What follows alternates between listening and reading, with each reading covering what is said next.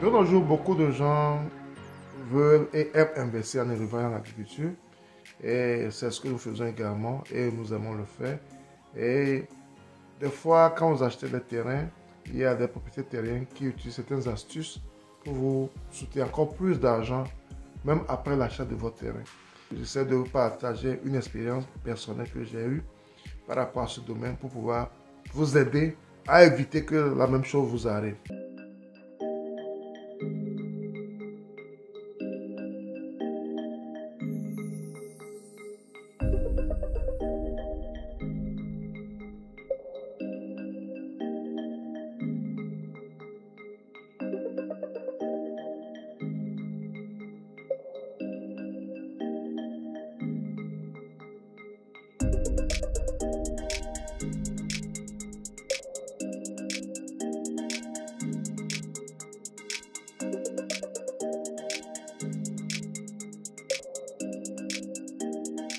Bienvenue sur ma chaîne Ozoda Group, mon nom c'est Sabi Aliati et sur ma chaîne nous parlons d'investissement en général, en agriculture et en élevage en particulier. Si cette thématique vous est importante également, vous avez deux choses à faire. Un, c'est de vous abonner à notre chaîne Ozoda Group. Deux, c'est de cliquer sur la cloche de notification pour recevoir toutes nos vidéos à chaque fois que nous allons les publier.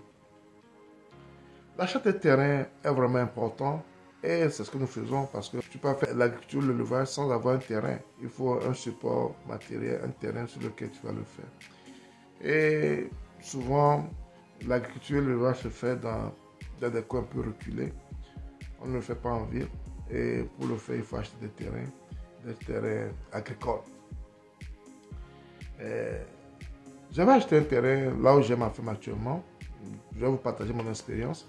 Là, j'ai acheté ma ferme actuellement. Je l'ai acheté depuis 2009 et j'ai commencé l'exploitation il y a dessus à peu près 3 ans. Donc, quand j'avais acheté le terrain, on était sur le terrain, on a visité le terrain. C'était une forêt. Il y avait de petits plants de palmistes sur le terrain. Des petits, tout petits plants de palmistes sur le terrain. Et quand on l'a acheté, on est parti visiter le terrain plusieurs fois. Il n'y avait pratiquement rien que la forêt. Et après l'achat, personne n'a exploité notre terrain. Le terrain restait vierge comme ça. Seulement, on a pris une partie où on a fait du texte sur ce terrain. Quand on a commencé l'exploitation, un jour, mes collaborateurs étaient sur le terrain en train de travailler. Il y a un vieux monsieur qui vient et il dit, dans le temps, c'est lui qui exploitait ce terrain. Et les plants de palmistes qui sont sur le terrain lui appartiennent. Ça t'appartient comment? Parce que c'est moi qui travaille sur ce terrain avant. Ok. On est parti voir les propriétaires du terrain, ceux qui nous ont vendu le terrain. Ils disent oui, effectivement, ce vieux, c'est un de nos voisins, c'est lui qui travaille sur ce terrain avant, c'est lui qui exploitait ce terrain avant. Quand on avait acheté le terrain, il n'y avait pratiquement pas de palmiers sur ce terrain.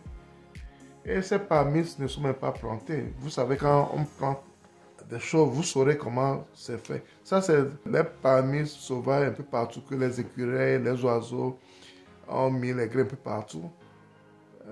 Et ils disent que non, c'est le vieux qui a planté ça. Parce qu'ils savent que quand on achetait le terrain, on n'a rien dit par rapport à ce sujet. Dans nos clauses, il n'y a rien par rapport à cela. Et il n'y avait même pas de palmiers sur le terrain quand on l'avait acheté. Il y avait quelques plants et papiers un peu partout.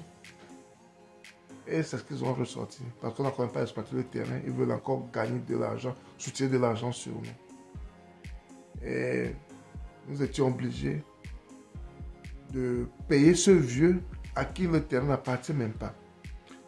Le vieux n'est pas propriétaire du terrain. Mais les gens qui nous ont vendu le terrain nous disent qu'effectivement c'est ce vieux qui exploitait le terrain, qui faisait l'agriculture sur le terrain. Et ces palmiers lui appartiennent. Le terrain que nous on a acheté, on n'a commencé à exploiter après plus de 10 ans.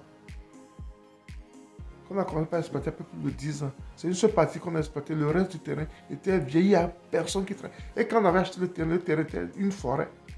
Plus ou moins. Il n'y avait personne qui cultivait sur ce terrain. Donc on veut nous faire croire aujourd'hui que c'est ce vieux qui travaille sur le terrain. C'est parmi appartient à ce vieux. Nous étions obligés de payer ce vieux. de renégocier le prix de ces permis et on a payé le vieux. Et c'est ce genre d'astuces que les propriétaires de terrain utilisent quand ils n'ont plus d'argent et ils n'ont plus où aller pour pouvoir avoir de l'argent. Donc ils ont utilisé un autre vieux du village pour venir nous substituer encore plus d'argent. Donc je fais cette vidéo pour vous permettre, vous qui voulez investir en agriculture, en élevage, si vous achetez des terrains, même s'il y a un petit qui ne fait même pas 50 cm de parmis ou bien d'un arbre qui est un peu... Chaque région et bien chaque pays a ses spécificités, qui a un peu de valeur. Même si ça ne vaut rien, ça ne signifie rien, il faut essayer de mettre tout ça là dans la clause de votre contrat d'achat. Il faut essayer de vérifier tout ça, de mettre tout ça dans votre clause de contrat d'achat. Sinon, tôt ou tard, ils vont revenir vers vous et essayer de vous soutirer de l'argent par rapport à cela. Ils vont vous dire qu'ils ont vendu le terrain, mais pas ce plan. Ils vous ont vendu le terrain, mais pas cet arbre. Cet arbre n'était pas inclus. Ceci n'était pas inclus. Ceci. Donc, ils cherchent des astuces, des moyens pour pouvoir gagner plus quand ils n'ont plus rien. Donc, je ne veux pas que ça t'arrive également. Il faut faire attention, il faut beaucoup faire attention. Quand vous achetez un terrain, surtout un terrain agricole,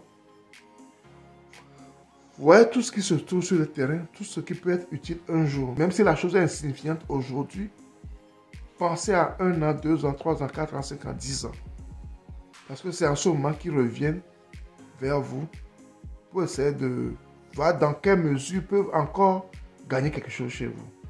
Donc, si vous achetez un terrain agricole, faites vraiment attention. Même s'il y a des choses qui seront utiles demain, qui sont insignifiantes aujourd'hui, mettez tout ça dans votre contrat d'achat. Mettez tout cela dans votre contrat d'achat. Cela va vous éviter ce genre de problème, tôt ou tard, parce que ça existe. Et je ne suis pas la première personne, et je ne suis pas la seule personne. Et je ne suis pas la première, la dernière personne. À moins que vous suivez ces conseils, que vous les mettez en pratique, et vous allez éviter cela. Bien de choses à vous et à la prochaine.